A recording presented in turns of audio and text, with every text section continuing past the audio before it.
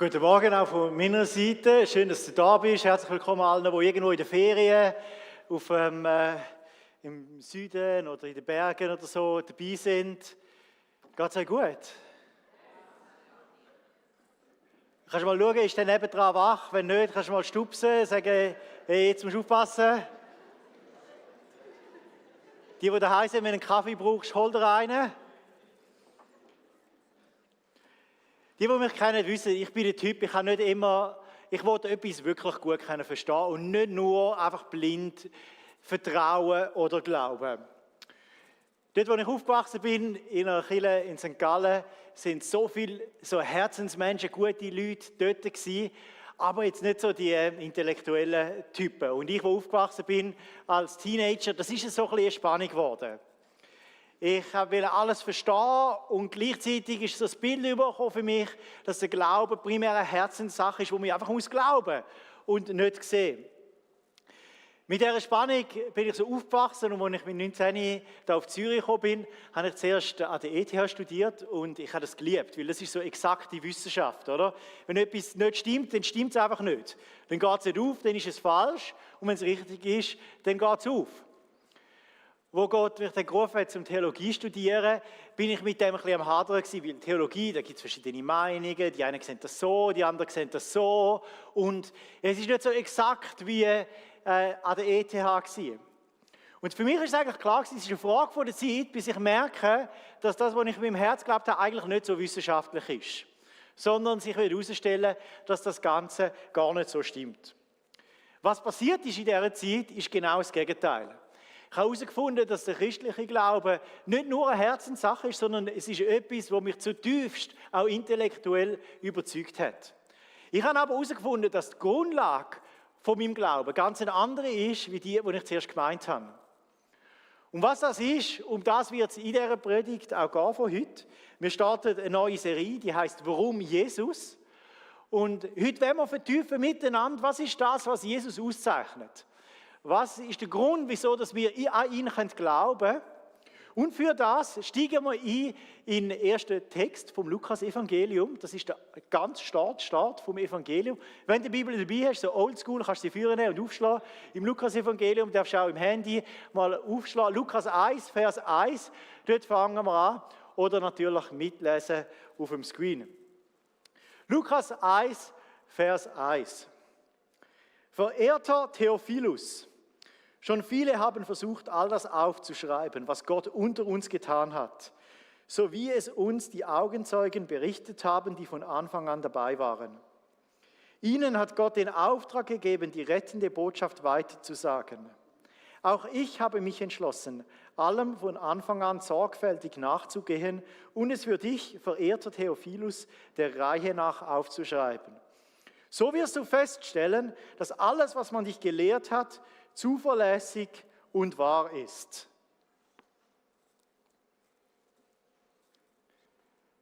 Soweit der Bibeltext.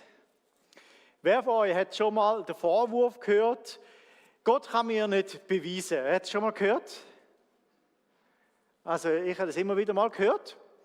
Und meistens, wenn jemand so einen Vorwurf bringt, wird dann Schlussfolgerung gemacht, weil man es ja nicht beweisen kann, ist es nicht wissenschaftlich. Und weil es nicht wissenschaftlich ist es nicht so sinnvoll oder ziemlich naiv, sein Leben darauf zu gründen.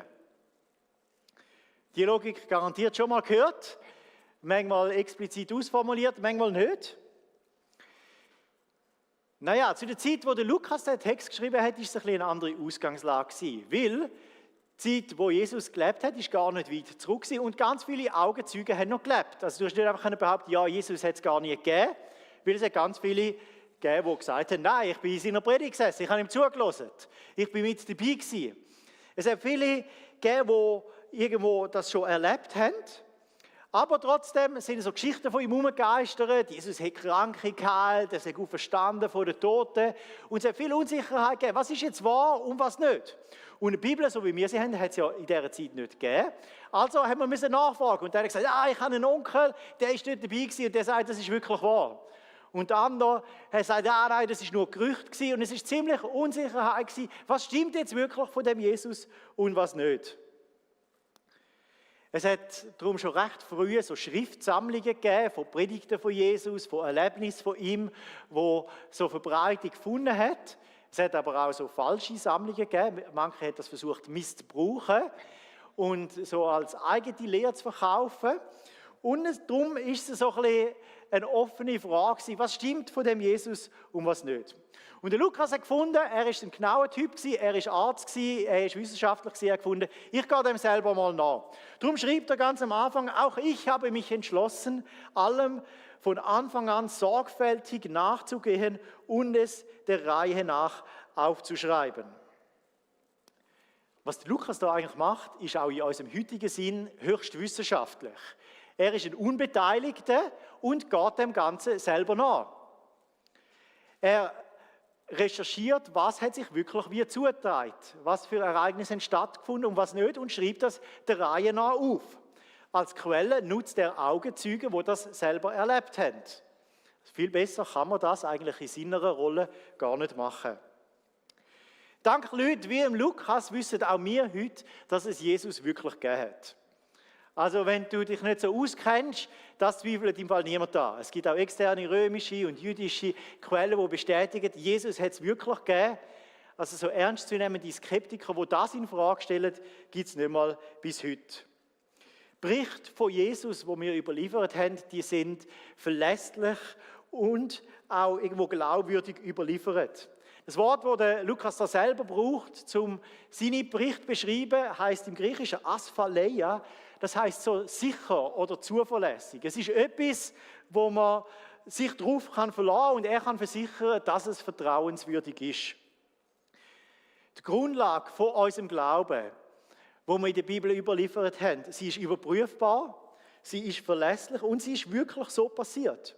Und auch wir heute können feststellen, dass sich wirklich alles so zugetragen hat, dass es zuverlässig und wahr ist. Ich habe euch hier so eine wissenschaftliche Ausgabe vom Neuen Testament mitgebracht. Es ist auf Griechisch. Man kann es nicht kaufen im Shop, aber man kann es online bestellen. Das ist der griechische Text, der Originaltext, so wie er rekonstruiert worden ist. Unten dran hat es ganz viele so Zeichen und Symbole, die uns zeigen, welche Überlieferung von damals hat was wie abgeschrieben. Also gibt es alte Handschriften, die das anders überliefern und man kann anhand von dem den Originaltext vom Neuen Testament sehr gut rekonstruieren. Und auch wenn du das nicht studiert hast, ich kann euch garantieren, mit Ausnahme von 1, 2 Vers kann man den Originaltext von der Bibel absolut zuverlässig überliefern. Das ist übrigens auch der Text, den jede deutsche Bibelübersetzung als Grundlage benutzt. Darum, die Überlieferung, die wir haben, die ist absolut verlässlich. Der Lukas hat seinen Text wahrscheinlich so in den frühen 60er Jahren geschrieben, also so 60 nach Christus. Nerd-Fact für die das interessiert, wie kommt man auf das? Der Lukas erwähnt nie, dass Jerusalem zerstört worden ist. Und an anderen Stellen erwähnt er Sachen, die in Jerusalem passiert sind. Und man geht fest davon aus, wenn Jerusalem schon zerstört worden wäre, hätte er das garantiert an 1, 2 Stellen auch so erwähnt. Darum geht man fest davon aus, dass der Text geschrieben worden ist vor der Zerstörung vom Tempel in Jerusalem. Das, was wir sehen, das ist das älteste Fragment, das es gibt vom Lukas-Evangelium. Das ist ein Ausschnitt aus Lukas 3. Man nennt das in der Wissenschaft Papyrus P75 oder auch Bodmer-Papyrus. Kannst du anschauen, kannst auch googlen online. Es ist entstanden wahrscheinlich etwa 175 bis 225 nach Christus. Das ist etwa 100 Jahre nach dem Original, also das ursprüngliche Original mit der Handschrift von Lukas haben wir nicht mehr. Aber das älteste ist fast etwa 100 Jahre an das an. Es gibt aber ganz viele Abschriften vom Lukas-Evangelium und die Menge der Abschriften, die auch von ganz verschiedenen Regionen kommen, lässt uns den originalen Text sehr, sehr gut rekonstruieren. Es gibt übrigens auch in der frühen Kirchengeschichte niemanden, der den Lukas als Autor angezweifelt hat oder gesagt hat, hey, das ist fake, das stimmt nicht, sondern ganz viele, die das bestätigen, auch niemand, der den Inhalt anzweifelt von dem, was er sagt. Und weil ja zu dieser Zeit noch Augenzeuge gelebt haben, wäre es relativ schnell rausgekommen, wenn jetzt der Lukas etwas Falsches verbreitet, dass man sagt, hey, nein, der Lukas, das ist fake, das stimmt nicht. Und das ist nicht passiert und dass es bis heute keine einzige Quelle gibt, wo irgendwo das in Zweifel zieht, verstärkt natürlich die Glaubwürdigkeit sehr, sehr fest. Wieso sage ich euch all das? Die Grundlage von dem, was wir glauben, ist nicht irgendeiner, der einfach so eine Offenbarung vom Himmel hat, die man nicht überprüfen kann. Es ist nicht irgendeine besondere Einsicht, die einer hat, sondern unser Glaube ist auf Fakten gegründet. Auf Sachen, die wirklich so stattgefunden haben. Jesus hat wirklich gelebt. Jesus ist wirklich gestorben. Jesus ist wirklich auferstanden. Das ist keine Spekulation, das ist keine Wunschvorstellung, das ist keine Meinung, sondern das ist wirklich passiert. In den Geschichtswissenschaften redet man ja nicht gern von Fakten, sondern von Wahrscheinlichkeiten. Und dass Jesus auferstanden ist, es ist historisch höchstwahrscheinlich. Es gibt bis heute keine bessere Erklärung für das leere Grab, als dass Jesus wirklich auferstanden ist. Der Lukas, der Autor, hat ja das ganze Buch geschrieben für den Theophilus. Theophilus, nicht so ein geläufiger Name für uns, das ist wahrscheinlich ein römischer Adliger gewesen, oder so ein Deckname, weil das griechische Wort Theophilus heißt einfach einer, der Gott liebt. Aber es ist auf jeden Fall einer gewesen, der noch nicht so lange Christ war. Und der Lukas möchte, dass jetzt der neubekehrte Theophilus nicht nur in seinem Herzen, sondern auch in seinem Kopf Grundlagen erkennt von seinem Glauben und Gewissheit bekommt, dass das mit Jesus alles stimmt. Wie können wir uns das vorstellen? Zu der Zeit, wo der Lukas das geschrieben hat, hat es so eine Spaltung gegeben zwischen den Juden und den Christen. Und die haben darüber gestritten, wer ist jetzt das wahre Volk Gottes? Wem gelten all die Versprechen, die es auch im Alten Testament gibt? Und es hat innerhalb von der Juden eine große Diskussion über das gegeben. Und in der Griechisch war damals so die Weltsprache und die griechische Kultur, die vorherrschende. Da hat es ganz viele andere Religionen auch gegeben. Es hat viele Götter gegeben, viele Meinungen, viele Philosophien. Und die Frage war, ist jetzt einfach noch eine weitere Meinung? Warum soll man an Jesus glauben? Warum er? Und es ist interessant, dass der Lukas, eine gute Antwort auf die Frage zu geben, sich nicht auf irgendein Erlebnis gründet, das der Theophilus gemacht hat. Hey, Theophilus, weisst du noch dort, wo man das Wunder zusammen erlebt hat? Das beweist doch, dass es Jesus wirklich gibt. Er beruft sich auch nicht auf irgendein Gefühl, hey, Theophilus, du kennst doch im Worship, weißt du das Gefühl, wenn Gott dir so nahe ist, das zeigt doch, dass es ihn wirklich gibt. Er beruft sich auch nicht auf andere Leute und sagt, hey, wenn der Petrus Jesus nachfolgt, hey, dann tu du gut daran, um auch ihm nachfolgen. Nein, der Lukas macht etwas anderes. Er schreibt ein Buch über das, wie sich die Sachen wirklich zugetragen haben. Und es ist eine Gefahr, auch für uns heute, dass wir unseren Glauben auf ein anderes Fundament stellen, als auf das, wie die Sachen damals wirklich passiert sind. Und 3 von diesen, ich sage jetzt, falschen Fundamenten für unseren Glauben sind auch heute höchst aktuell. Es gibt diejenigen, die sagen, die Grundlage von meinem Glauben, es sind meine Gefühle. Das sind die sagen, ich will Gott erleben. Man muss ihn spüren, man muss ihn erleben. Es gibt die sagen, etwas Übernatürliches, etwas, was man wissenschaftlich nicht so erklären kann, das ist die Grundlage von meinem Glauben. Vielleicht hast du ein Wunder erlebt und sagst, hey, das kann man wissenschaftlich nicht erklären, also muss es einen Gott geben. Und dann gibt es auch heute einfach die blind mitmachen. Das sind die ihren Glauben vielleicht selber noch nie kritisch hinterfragt haben und sie sind einfach dabei, weil andere glauben und sie auch dazugehören. Ich möchte ehrlich mit euch sein. Die Glaubensgrundlagen, die werden früher oder später in sich zusammenfallen. Das sind Grundlagen, die nicht verheben, die werden zusammenstürzen, so wie ein Kartenhaus. Weil es kommt die Zeit, wo du Gott nicht wirst spüren. Du sitzt im Worship und es läuft dir nicht mehr kalt der Rücken ab, sondern du findest es vielleicht sogar langweilig. Du spürst Gott nicht mehr und fragst dich, ja Gott, wo bist du jetzt? Ich spüre dich nicht.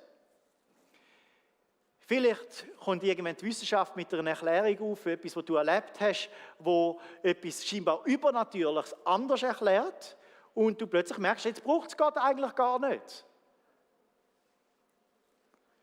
Vielleicht ist die Person, auf die du deinen Glauben gegründet hast, zieht weg oder es lebt sich auseinander oder die Person kehrt der Kirche den Rücken zu und jetzt plötzlich stehst du allein da und wenn dein Glauben auf dieser Person gegründet ist, dann wird auch dein Glaube nicht mehr verheben.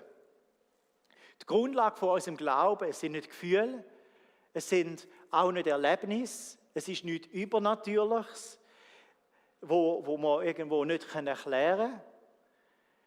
Es ist auch nicht mal eine andere Person, sondern die Grundlage von unserem Glauben ist der echte, reelle Jesus, der wirklich gelebt hat, der wirklich gestorben ist, der wirklich auferstanden ist. Die Grundlage von unserem Glauben, es sind seine Worte, die uns in der Bibel überliefert sind, das, was Jesus wirklich gesagt hat, den Worten, wo wir wirklich vertrauen können. Wenn wir das als Grundlage für unseren Glauben nehmen, dann verhebt das. Wenn du Gott mal nicht spürst, ja, wenn Jesus auferstanden ist, dann lebt er wirklich, unabhängig von dem, ob du ihn siehst oder spürst oder nicht. Es gibt ihn wirklich. Wenn Jesus verspricht, ich werde immer mit euch sein, dann ist es wirklich. Auch wenn du ihn nicht spürst. Er ist wirklich da. Du musst nicht mal darum beten, Jesus, bist bitte mit mir. Er ist so, ja, ich habe es dir versprochen. Jesus hat das wirklich gesagt und seine Worte sind wirklich wahr. Wenn du Jesus nicht mehr nur im Übernatürlichen suchst, sondern auch merkst, er ist allgegenwärtig, er ist in allem drin, dann kann etwas Übernatürliches passieren, ein Wunder oder auch nicht, er ist immer noch da. Jesus ist in beiden drin. Übrigens, die Unterscheidung natürlich, übernatürlich gibt es ja nur für uns, weil wir so beschränkt sind als Menschen. Für Gott ist beides möglich. Jesus sagt, mir ist alles möglich im Himmel und auf Erde. Also für ihn überhaupt kein Problem. Und das zeigt eigentlich nur, wie beschränkt dass wir sind. Und wenn dein Glaube nicht gegründet ist auf anderen Leuten, dann kann es um dich herum passieren, was will. Du sagst, ich folge Jesus nach. Übrigens, du wirst auch eines Tages allein vor Gott stehen. Und kannst nicht sagen, hey, aber der Philipp hat mich mitgenommen und so und frag mal den Philipp, sondern du wirst allein vor ihm stehen. Was heißt das für uns so ganz konkret? Es heißt, die Bibel, sein Wort darf in unserem Leben nicht so eine Randnotiz sein. Nicht etwas, wo du alle Woche mal etwas in einer Predigt hörst oder so, oder wenn es gerade langweilig ist, aufschlägst, sondern das ist das Buch vom Leben, das ist unsere einzige Grundlage und Quelle, die wir haben. Das soll uns prägen. Ich meine, wie sollen wir wissen, wer Jesus ist, wie er ist, wenn nicht durch das Buch durch? Wie? Du kannst ihn nur so kennenlernen. Das ist die einzige Quelle, die wir dafür haben. Hey, wenn du nicht weißt, wie die Bibel lesen, wie verstehen, ein paar Tipps für dich. Es gibt eine gute App, es heisst Bible Tunes, kannst du mal suchen im Apple oder Play Store. Da hat es gute Leute, die die Bibel erklären, Tag für Tag. Es gibt einen ganzen Verband, einen Bund, der heißt Bibellesebund, der hat nur ein Ziel, dir zu helfen, wie du die Bibel kannst lesen und verstehen. Da ist ein Screenshot von ihrer Homepage. Die haben so viel gutes Zeugs drin. Die haben Heftchen, die es rausgeben, wo du Tag für Tag die Bibel lesen kannst. Die haben eine App, wo du das Gleiche kannst lesen. Sie haben Bücher zu einzelnen Ausschnitten aus der Bibel durch. So viel gutes Material. Übrigens auch für Kinder, für Teenager. Gutes Material, das sie so zur Verfügung stellen. Wenn du Jesus kennenlernen willst, musst du doch wissen, was er sagt, was er dir verspricht. Lies die Bibel, mach das zu einem Teil von deinem Alltag und du gründest dein Leben auf einer Grundlage, die wirklich verhebt. Wenn du gerne mal so richtig tiefer tauchen und merkst, ich stoße an meine Grenzen anhand von dem, was ich irgendwie verstehen kann, laden wir dich an unsere Bucheck Academy ein. Einmal im Monat, an einem Abend, lernen wir Theologie fürs Leben. Es ist Theologie, es hat mit unserem Kopf zu tun, aber es ist praktisch fürs Leben und wir vertiefen Themen, die dir helfen werden, dass du dein Leben wirklich auf ein solides Fundament baust. Die Bucheck Academy ist offen für alle, die Mitglied sind bei uns in der Kirche, die irgendwo mithelfen. Wenn du das noch nicht tust, vielleicht braucht es gerade den Stups, dass du sagst, der Schritt wäre schon lang fällig. Und ich finde auch, unsere Kleingruppen sind Gold wert, was das angeht. Ich meine, Jesus, du bist nicht der Einzige, der Jesus kennenlernt, sondern es gibt ganz viele andere, die ihn auch lieben. Und sie werden dir zeigen, wer Jesus ist, auf eine Art, wo du selber nicht drauf kommst. Du wirst das teilen, was du selber von ihm kennst, was du mit ihm erlebt hast, und andere werden das auch mit dir zusammen machen. Du lernst ihn auch durch andere Menschen kennen. Er lebt ja auch in anderen Leuten drin. Du bist nicht der Einzige auf dieser Welt.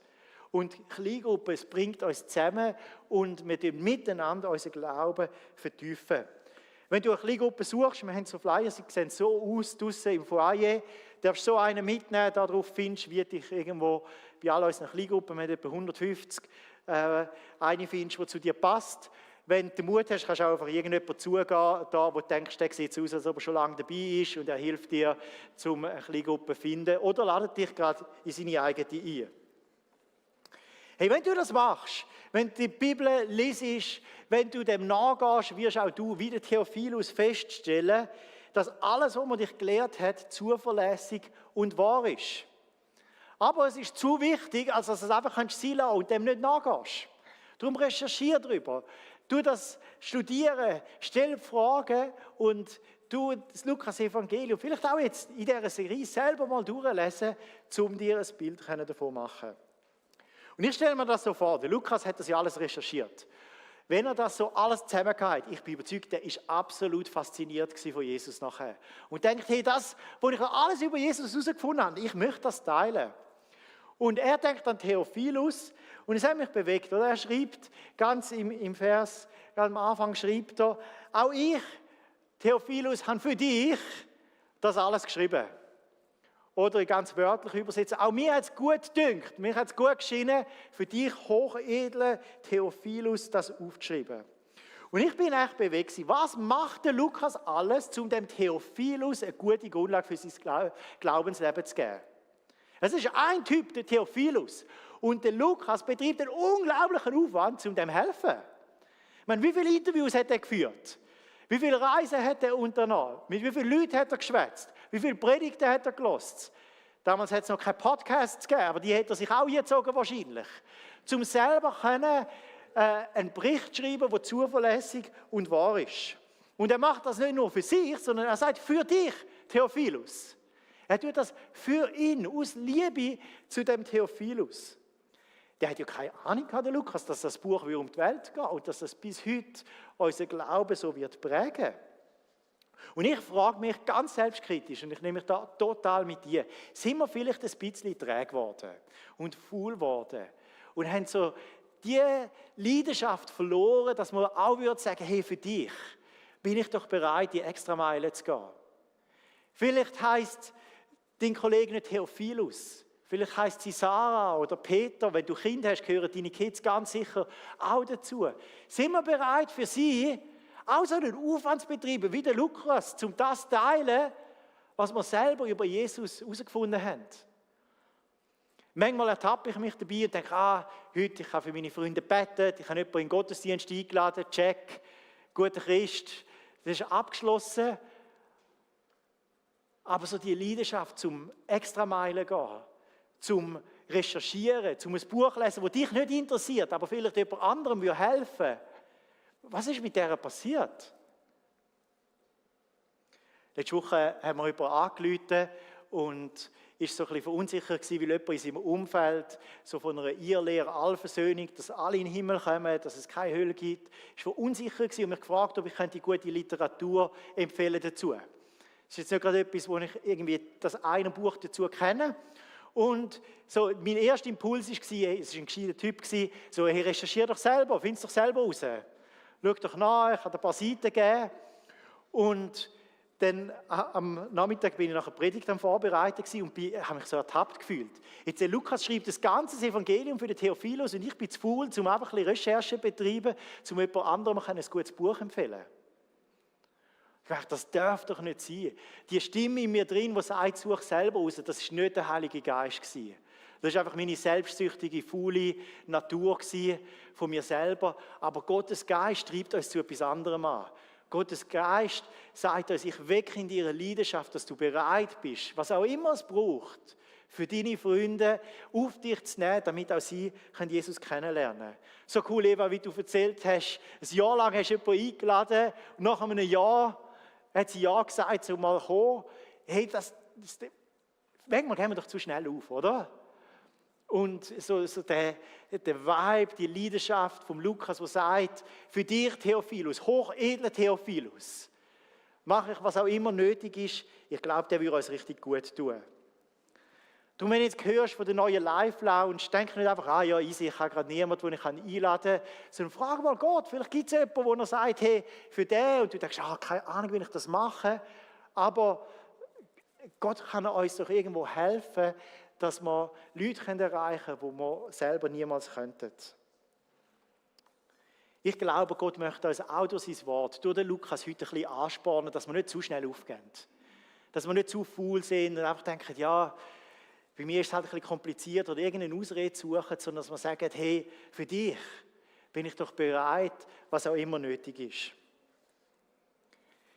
Es ist doch unser Wunsch, dass unsere Freunde für ihren Glauben ein solides Fundament herausfinden und nicht irgendeines, das nicht wahr ist, das nicht zuverlässig ist oder sie sich das irgendwo selber zusammenbasteln oder selber ergoogeln, sondern eines, das wirklich stimmt. Und Gott möchte dich und er möchte mich für genau das auch heute brauchen. Lassen wir uns doch zusammen aufstehen.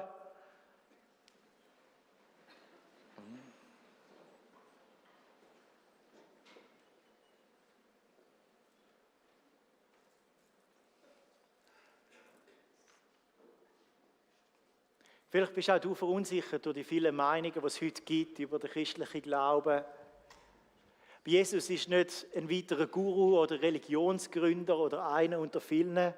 Er ist der einzige Sohn Gottes, der wirklich Mensch geworden ist. Er hat wirklich gelebt. Er ist wirklich gestorben. Er ist wirklich auferstanden. Er wird wirklich wiederkommen. Er ist der Retter der Welt und er ist auch der Einzige, der dich retten kann.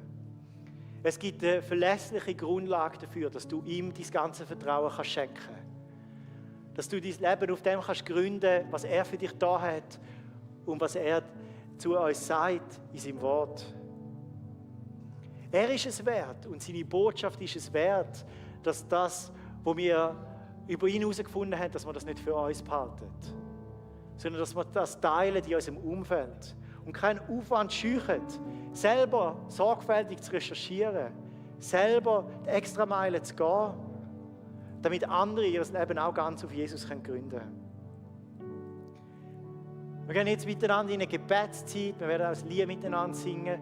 Und es ist eine Zeit, wo du eine Antwort Gott kannst geben auf sein Wort heute.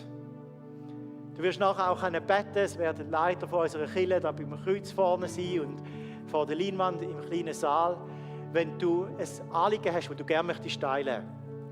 Ein Gebetsanliegen, etwas, das dich bewegt, wir würden so gerne mit dir zusammen beten. Du darfst gerne einfach vorne kommen, jemanden aussuchen, der so einen Bändel anhat und wir beten sehr gerne mit dir. Vielleicht ist es auch etwas aus der Predigt, wo etwas aufgewühlt hat in dir, wo du sagst, da würde ich gerne mit jemandem darüber beten. Komm doch vor, wir würden so gerne mit dir beten. Und wenn du am Platz bist, dann frag doch Gott, was ist das, was du von mir heute möchtest? Wo möchtest du mir einen Stups geben? Wo habe ich vielleicht in meinem Leben eine falsche Grundlage gelegt für den Glauben an Jesus? Wo möchte ich Gott etwas vielleicht korrigieren oder neu auf ein Fundament stellen, das verheben tut, auch in den schweren Zeiten des Lebens? Lasst uns miteinander beten. Jesus, von ganzem Herzen danken wir dir, dass du wirklich Mensch geworden bist. Dass du dir nicht schade bist, um vom Himmel auf die Erde zu kommen, so wie und ein Mensch geworden bist wie wir. Danke, dass du wirklich gestorben bist für uns. Dass du unsere Schuld vor Gott beglichen hast, dass du unsere Sünden auf dich genommen hast. Das ist keine Wunschvorstellung, sondern es ist wirklich passiert. Dass du verstanden bist, das ist historisch belegbar, es ist wirklich wahr und wir danken dir, dass wir unser Leben auf dem gründen dürfen. Wir danken dir für Bericht wie der von Lukas, wo uns zuverlässig und wahr berichtet von dem, was du für uns da hast und wer du bist. Wir danken dir, dass du unser Glauben auf das Fundament legen willst. Wir danken dir für dein Wort auch heute zu uns. Und wir beten, Heiliger Geist, dass du bei jedem von uns das aufzeigst, wo wir dir vielleicht zu wenig vertraut haben. Sachen, wo wir vielleicht auch selber einfach gar nicht wirklich dem nachgegangen sind, sondern bewusst oder unbewusst ein falsches Glaubensfundament uns gebaut haben. Wir beten, dass die Liebe und die Leidenschaft, die der Lukas für den Theophilus hatte, bewirkt durch deinen Geist auch unsere Herzen erreicht heute. Dass wir sagen, für dich, für meine Freunde bin ich bereit, was auch immer nötig ist, dass sie Jesus kennenlernen dürfen. Danke, dass du da bist, Jesus, durch deinen Heiligen Geist. Und auch heute Morgen zu uns reden tust und so das wächst und veränderst in unserem Leben, was es braucht. Amen.